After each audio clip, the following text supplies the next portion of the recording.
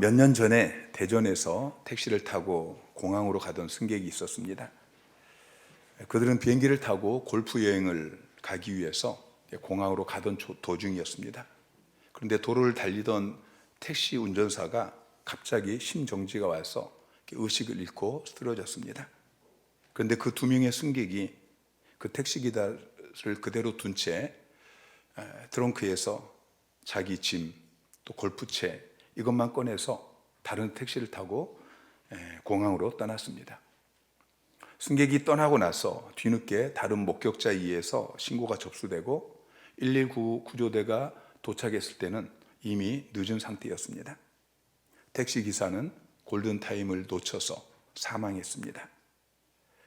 그들은 공항 버스 출발 시간이 10분밖에 남지 않아서 바로 떠났다라고 밝혔고 그 당시 많은 국민들에게 비난을 받았습니다. 이와 비슷한 일들이 우리 주변에서 종종 일어납니다.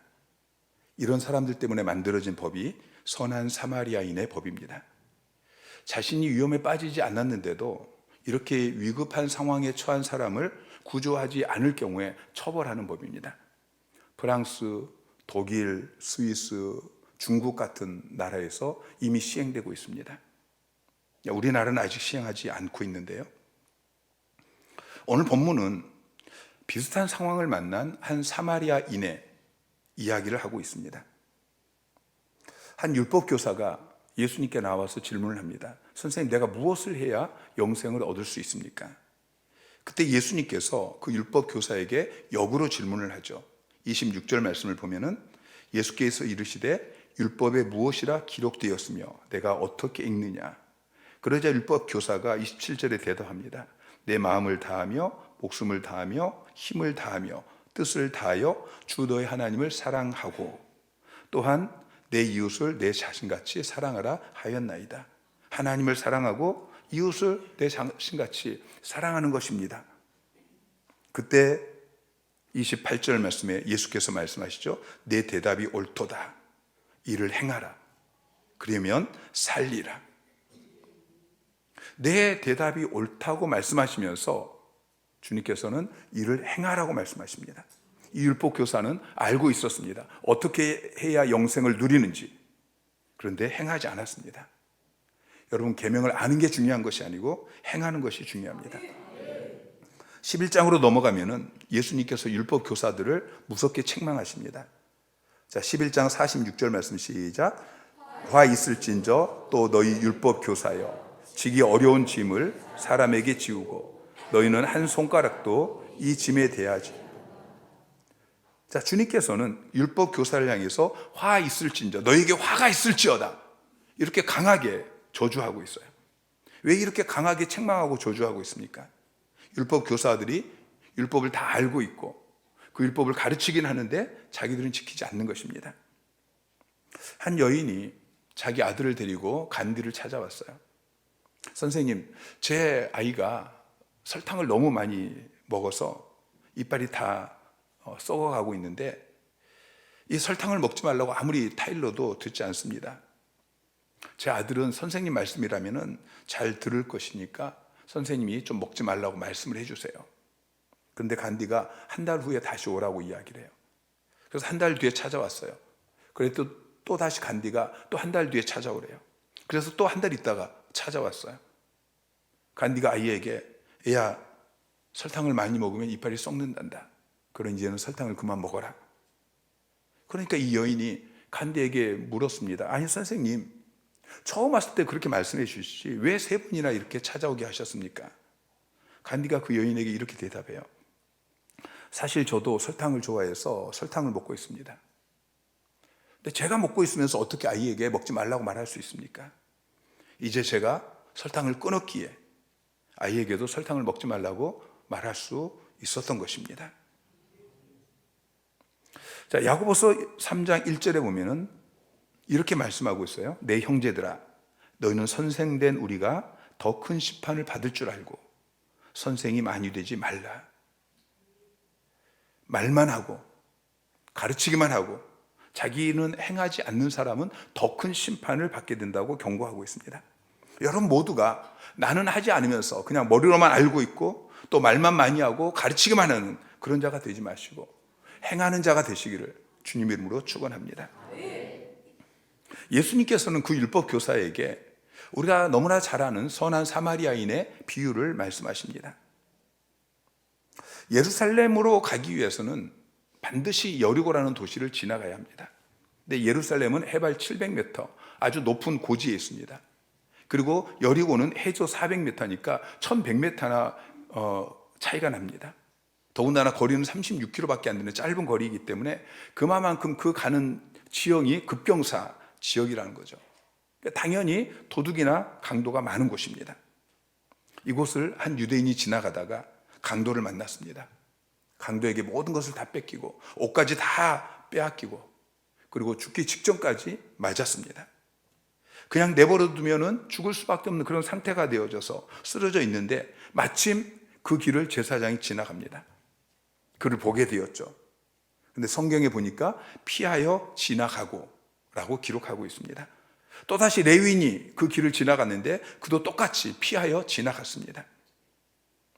제사장이나 레위인은 성직자입니다. 더구나 그들은 예루살렘에서 제사를 드리고 오늘날로 이야기하면 예배를 드리고 그리고 여리고로 내려가던 중이었습니다. 그때 또 한 사람이 지나갑니다. 사마리아인이었습니다. 사마리아인은 유대인과 앙숙입니다. 유대인들은 사마리아인을 개처럼 취급했습니다. 교만한 바리새인들은 매일 아침 기도회에 감사 기도를 할 때 어떻게 기도하냐면은 여인으로 태어나지 않은 것이 감사합니다. 이방인으로 태어나지 않은 것이 감사합니다. 사마리아인으로 태어나지 않은 것이 감사합니다. 이렇게 기도했어요. 어떤 바리새인들은 사마리아인들이 부활해서 제외되기를 위해서 기도하기도 했어요. 이방인은 유대 교인이 될 수 있어요. 그런데 사마리아인들은 유대 교인이 될 수 없습니다. 그 이유가 뭐냐면은 원래 사마리아인들은 이스라엘 백성이었어요. 남유대, 북이스라엘. 북이스라엘 백성들이 아수르에 의해서 멸망할 때에 혼합 정책에 의해서 이방인들과 결혼하고 섞여져서 사마리아인이 되어진 거예요. 이런 사마리아인이 강도 만난 유다인을 만났어요. 여러분 당연히 어떤 반응을 보여야겠어요? 잘 됐다. 꼴 좋다. 자, 같은 유대인이었던 더군다나 성직자들이었던 제사장 레위인도 피해 지나갔다면 사마리아인은 당연히 침 뱉고 지나가야 되겠죠. 그런데 사마리아인은 그를 보고 불쌍히 여겼어요. 그래서 나귀를 세우고 짐을 풀어서 포도주와 기름을 꺼내서 상처에 바르고 피를 닦고 응급조치를 해줍니다. 그리고 나귀에 태워서 조심스럽게 가까운 동네 여관으로 가죠. 밤새 그를 돌봐주고 그리고 아침에 다시 길을 떠나면서 여관 주인에게 2데나리온, 오늘날로 얘기하면 한 30만 원, 40만 원 그 정도의 돈을 주면서 환자를 부탁합니다. 그리고 돈이 더 들면 내가 돌아오면서 갚겠다라고 이야기하죠. 오늘 본문에 나오는 여러 사람들이 강도 만난 사람을 바라보는 이 시각을 통해서 오늘 우리가 우리의 이웃을 어떻게 바라봐야 하는가 하나님의 음성을 듣기를 원합니다. 첫째는 강도입니다. 강도는 그 사람을 나와 같은 사람, 하나님의 형상대로 지음받은 존귀한 사람 그렇게 보지 않았습니다. 강도는 그 사람을 바라볼 때 하나의 약탈 대상으로 바라보았습니다. 하나님께서 우리에게 물질을 주실 때는 사용하라고 주십니다. 그러나 하나님께서 우리에게 사람을 보내실 때는 사용하라고, 이용하라고 주시는 것이 아니고 사랑하라고 보내시는 것입니다. 그런데 반대로 물질은 사랑하고 사람은 사용하고 이용하고, 그러나 이것은 약탈 행위인 것이죠. 여러분 그렇지 않으시죠? 여러분 정말 그렇지 않으실까요? 많은 사람들이 다른 사람들과 관계를 맺을 때에 저 사람과 관계를 맺으면 내게 유익이 있을까? 손해가 올까? 이걸 먼저 생각합니다. 이런 태도는 엄밀히 말하면 오늘 본문의 강도 같은 태도입니다. 저 사람에게서 내가 무엇을 얻을 수 있을까? 내가 저 사람에게서 무엇을 가져갈 수 있을까? 뺏을 수 있을까? 나의 이익을 위해서 그 사람에게 나아가는 것입니다. 우리는 어떤 이익을 얻기 위해서 그 사람과 관계를 맺는 태도를 버려야 됩니다. 하나님이 우리를 창조하신 목적이 무엇입니까? 창세기 2장 18절 말씀 시작. 여호와 하나님이 이르시되 사람이 혼자 사는 것이 좋지 아니하니 내가 그를 위하여 돕는 배필을 지으리라 하시니라. 하나님께서 우리를 돕는 배필로 만드셨습니다. 여러분, 돕는 배필이 무엇입니까? 어떤 여자가 선을 보는데 남자가 30분이나 늦게 왔어요. 그 남자를 보니까 온몸이 땀에 막 젖어 있고 와이셔츠는 급히 오느라고 바지춤에서 흘러내리고 있었어요. 여자가 기가 막히죠. 지금 선 보는 자리에 30분이나 늦게 나왔다는 그 모양으로. 근데 갑자기 내가 저 사람 와이셔츠를 평생 집어넣어줘야겠다, 그 마음이 생겼어요. 여러분, 이게 돕는 배필이 되는 것입니다. 근데 여러분, 결혼할 때 어떤 마음으로 결혼하셨습니까? 그 남자에게 돈이 많아서, 그 남자가 성공한 사람이어서, 그 여자가 나에게 잘해줘서, 그 사람과 결혼하면 고생하지 않을 것 같아서, 그 사람에게 이것도 바라고 저것도 바라고, 그래서 결혼했다면 그건 돕는 배필이 아니고 바라는 배필입니다. 예수를 믿는 사람들 가운데도, 예수를 제법 잘 믿는다고 하는데도 어떻게 하면 내가 남편을 도울까, 아내를 도울까, 이런 태도가 아니고 어떻게 하면 남편을 이용해 먹을까, 아내를 이용해 먹을까, 이런 태도를 가진 사람들이 있습니다. 이런 태도는 기본적으로 오늘 본문에 나오는 강도와 같은 태도입니다. 이런 태도를 버리시기 바랍니다. 우리가 늘 돕는 배필이 아니고 바라는 배필이 되어지면 우리는 늘 싸울 수밖에 없습니다. 우리의 삶은 천국이 아니고 지옥의 삶이 될 것입니다. 여러분 가정 안에서 부부뿐만 아니라 여러분 주위에 있는 모든 이웃을 향해서 여러분 바라는 배필이 되지 마시고 돕는 배필이 되시기를 주님의 이름으로 축원합니다. 두 번째는 제사장과 레위인들입니다. 자, 제사장이나 레위인 정도 되어지면은 지금 이런 상황에서 하나님께서 그들에게 무엇을 요구하실지 잘 알 것입니다. 아니, 성직자가 아니라 최소한 상식과 양심만 있더라도 이런 상황에서 내가 어떻게 해야 되는 것을 알고 있었을 것입니다. 그런데 본문의 제사장과 레위인들은 강도 만난 사람을 보고서 피하여 지나갔습니다. 그들에게 이 강도 만난 사람은 귀찮은 대상이었습니다. 다른 사람을 돌보는 일, 특별히 다친 사람들을 돌보는 일, 이건 귀찮은 일입니다. 그를 돌보는 일이 귀찮고, 그를 돌보다가 자기도 강도 만날 그런 위험이 있고, 시간과 물질이 들어가게 되어지고, 여러분, 이런 일은 사실 신나는 일은 아닙니다. 귀찮은 일이죠. 그러나 그 일은 귀찮아도 해야 되는 일인 것입니다. 신명기 14장 29절 말씀 시작. 너희 중에 붕빗이나 기업이 없는 레위인과 내 성중에 거류하는 객과 및 고아와 과부들이 와서 먹고 배부르게 하라. 그리하면 내 하나님 여호와께서 내 손으로 하는 범사에 내게 복을 주시리라. 자, 객, 나그네, 고아, 과부들, 이런 사람들은 돌봐줘야 될 사회적 약자들입니다. 그들을 돌보는 일은 귀찮은 일입니다. 그러나 하나님께서 명령하신 마땅히 해야 될 일이고, 그 일을 할 때에 하나님께서 내 손으로 하는 범사에 내게 복을 주시리라 약속하고 계십니다. 교회를 개척하면 처음에는 세상 말로 쓸만한 사람들이 별로 오지 않습니다. 이건 생각 자체가 잘못된 생각인데 많은 목사님들이 그렇게 생각을 하십니다. 이제 교회를 개척해서 교회가 재정적으로나 뭐 여러 가지 어려운데 쓸만한 일꾼들이 왔으면 좋겠는데 쓸만한 일꾼은 오지 않고 늘 돌봐야 될 사람들, 어려운 사람들, 그 사람들만 옵니다. 그래서 기도하면서 하나님, 왜 이런 사람들만 보내주십니까? 그렇게 기도할 때도 있습니다.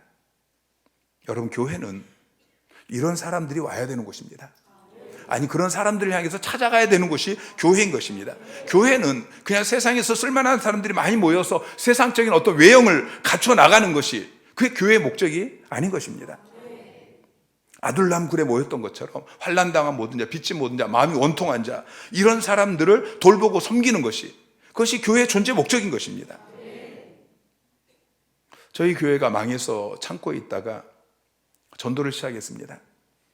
전도를 아무리 해도 쓸만한 사람들은 안 옵니다. 열심히 전도하면 한 명, 두 명 오는 사람들이 아주 어린 아이들, 초등학교 이제 다니는 아이들. 그리고 중학교, 고등학교 다니는데 교회 와서 라면 끓여주면 먹고 다 어지러 놓고 예배 시간엔 졸고 있고 그럼 이야기하면 또 가버리고 그러다 어렵게 할머니 한 분이 전도가 되셨어요. 죽음을 앞두시고 거동을 하지 못하시는 할머니였어요. 주일 아침에 제가 그분 집으로 가서 그분을 업고 예배당에 와서 앉혀놓습니다. 그리고 함께 예배를 드리고 예배가 끝나면은 또 제 아내가 밥 떠서 먹여드리고 그리고 또 제가 업어서 집까지 모셔다 드리고 근데 그분이 정말 귀했어요. 그분 한 분을 그렇게 저나 아내나 교회가 그렇게 섬겼어요. 그분이 몇 달 동안 그렇게 저희 교회에 나와서 예수 믿고 그리고 돌아가셨어요. 개척교회 할 때는 늘 교회에 거지들이 찾아왔어요. 그럼 저는 그 한 분 한 분이 예수님이라고 생각했어요. 어떻게든지 그분들을 도와드리고 싶었어요. 밥이라도 정말 차려드리고 싶었고 복음 전해서 그가 예수 믿고 변화되게 하려고 정말 애를 썼어요. 예배당 안에 방 한 칸, 아이들까지 5명 저희 식구가 사는데 거기에 노숙자를 데리고 살기도 했어요. 여러분, 우리 주위에는 우리가 관심을 갖고 돌봐야 될 사람들이 많이 있습니다. 여러분, 길거리에 노숙자나 또 여러분 집에 혹시 거지가 찾아오면 귀찮게 여기지 마시기 바랍니다. 우리 주변에 있는 소년, 소녀, 가장들, 독거노인들, 장애인들에게 여러분 관심을 가지시기 바랍니다. 북한 땅에, 아프리카의 선교지에 굶고 있는 그 사람들을 돌보시기 바랍니다. 세 번째로 사마리아인은 이 유대인을 사랑해야 될 이웃으로 보았습니다. 33절 말씀을 보면 어떤 사마리아 사람은 여행하는 중 거기 이르러 그를 보고 불쌍히 여겨. 그를 보고서 불쌍히 여겼어요. 긍휼의 마음을 품으시기 바랍니다. 우리가 불쌍한 사람을 볼 때에 귀찮은 마음이 드는 것이 아니고 긍휼의 마음, 안타까운 마음이 들어야 되는 것입니다. 눈물이 나와야 돼요. 어떻게든지 저를 돌봐줘야겠다는 그 마음이 생겨야 되는 것입니다.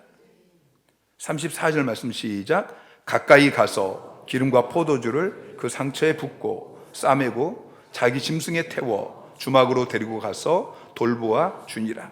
가까이 갔습니다. 제사장과 레위인들은 그 위험한 상황을 보고 피해서 지나갔지만 이 선한 사마리아인은 가까이 다가갔습니다. 가까이 다가가서 어떻게 합니까? 돌보아 주었죠.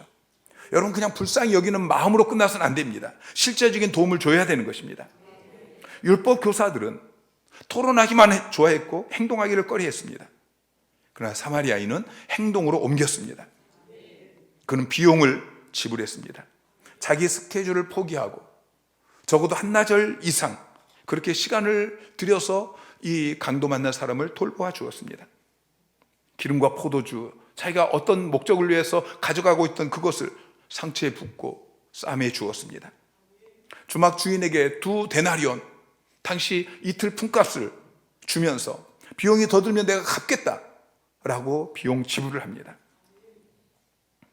저희 아버지에게는 늘 이 선한 사마리아인의 마음이 있었던 것 같아요. 거지들을 보면 불쌍히 여기시고 가까이 가서 늘 돌봐 주셨어요.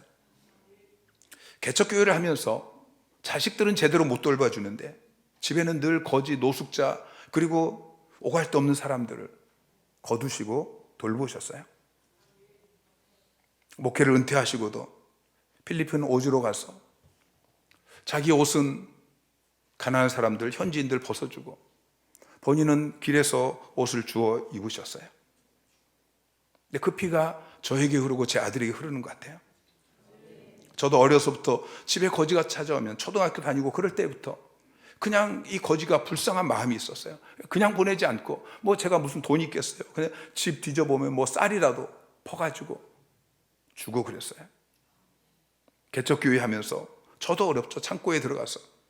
근데 거지가 찾아오면은 그냥 못 본 척 할 수 있어요. 제 형편 아시지 않습니까? 어떨 때는 뭐 제가 신고 있는 운동화를 달래요. 그 사람 주면 그 사람 1주, 2주 신다가 버릴 거예요.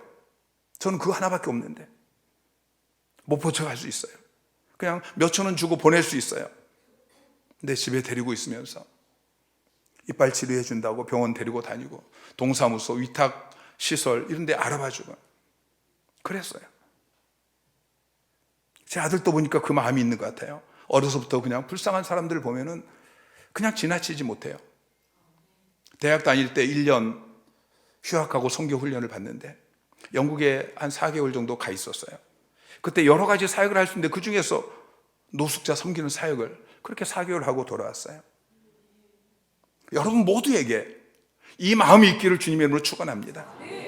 여러분 자손 대대로 이 마음이 유전처럼 그렇게 흘러가기를 주님의 이름으로 축원합니다. 선한 사마리아인에 대한 이 말씀을 마치시고 예수님께서 율법 교사에게 묻습니다. 36절에 내 생각에는 이 세 사람 중에 누가 강도 만난 자의 이웃이 되겠느냐? 37절에 그가 대답하죠. 자비를 베푼 자니이다. 그러자 예수님께서 그에게 말씀하십니다. 가서 너도 이와 같이 하라. 여러분 오늘 주님의 비유, 오늘 우리가 읽은 말씀 중에 가장 중요한 부분이 이 말씀입니다. 가서 너도 이와 같이 하라. 율법 교사의 문제는 사랑해야 된다는 것을 알지만 행하지 않았던 것입니다.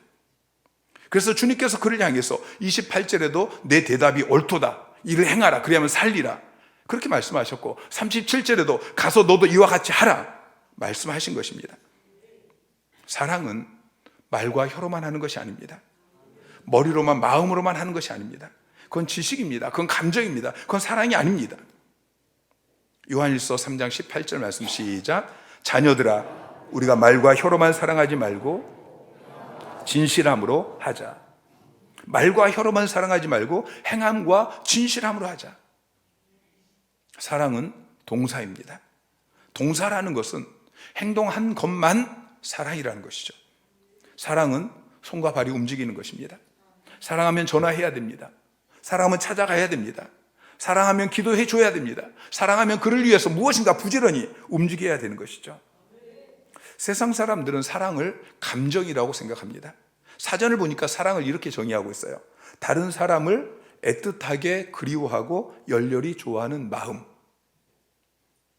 다른 사람을 애틋하게 그리워하는 또 열렬히 좋아하는 마음, 감정, 이걸 사랑이라고 정의하고 있어요. 물론 그런 연인 간의 사랑도 있습니다. 그러나 그런 사랑만 있는 것이 아니죠. 부모가 자식을 사랑하는 그 사랑은 단순히 감정이 아닙니다.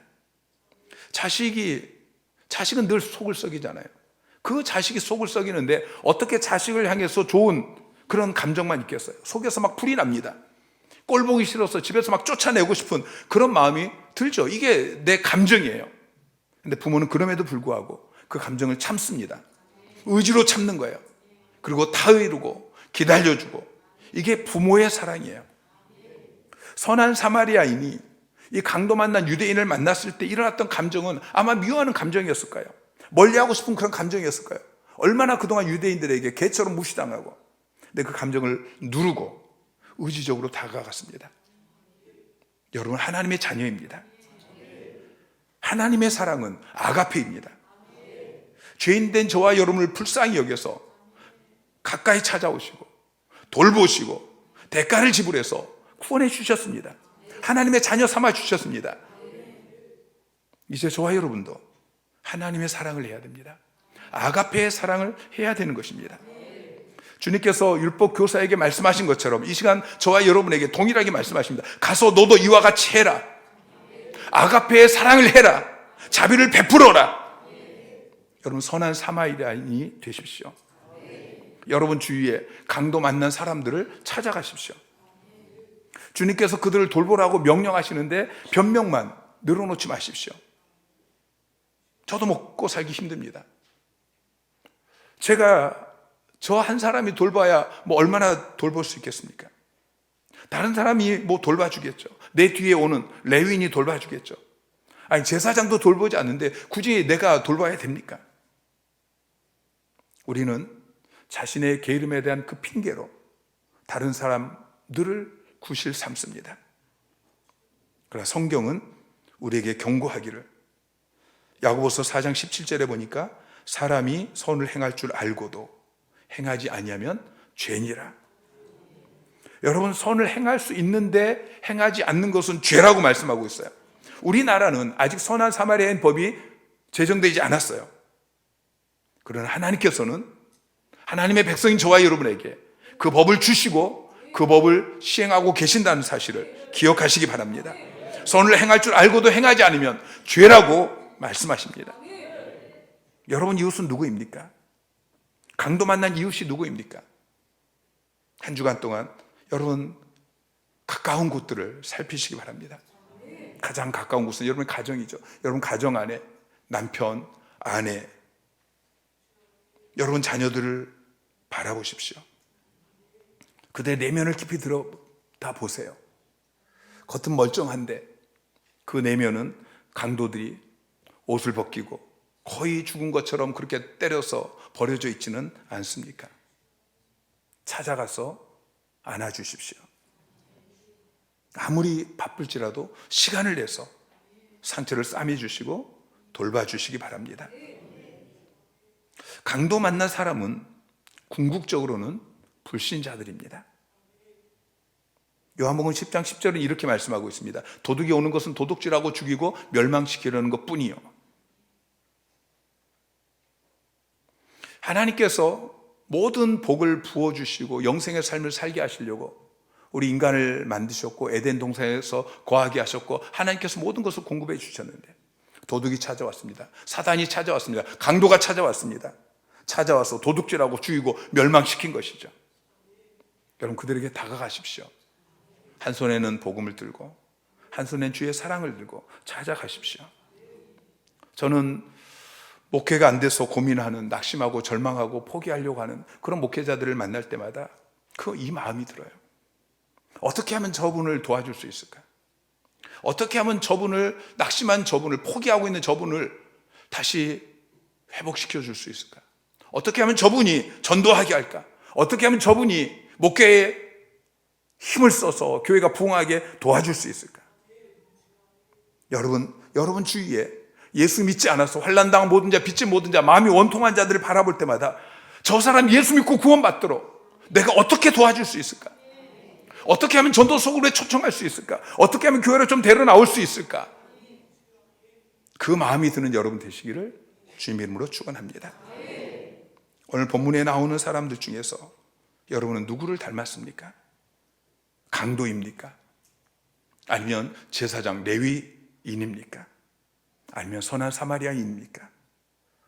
내가 누구를 닮았는지 깊이 말씀을 통해 살펴보시고 남은 생애는 선한 사마리아인으로 그렇게 살기로 결단하는 여러분 되시기를 주님의 이름으로 축원합니다.